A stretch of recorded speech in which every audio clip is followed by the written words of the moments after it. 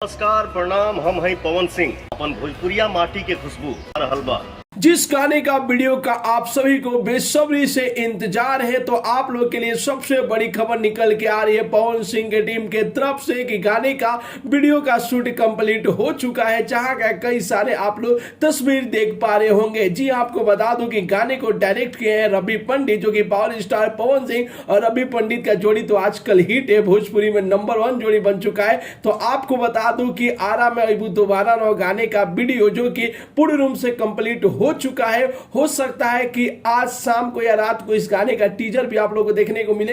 कल या परसों आप लोगों के बीच में डायरेक्ट वीडियो रिलीज कर दिया जाएगा। फिलहाल ऑडियो को जो कि बहुत सारा प्यार मिल रहा है, लोग गाने को दबा कर सुन रहे हैं और खूब ज्यादा प्यार दे रहे हैं। सभी लोग जो कि वीडियो का इंतजार कर रहे हैं, तो आपको बता दो कि वीडियो का शूटिंग जो कि पूर्ण रूप से कंप्लीट हो चुका है। बहुत जल्द आप लोग के बीच में वीडियो आने जा रहा है। आपको बता दूं कि बहुत ही महंगा बजट का वीडियो बनाया गया है और कुछ ना कुछ इस वीडियो में आप लोग को नया देखने को मिलेगा।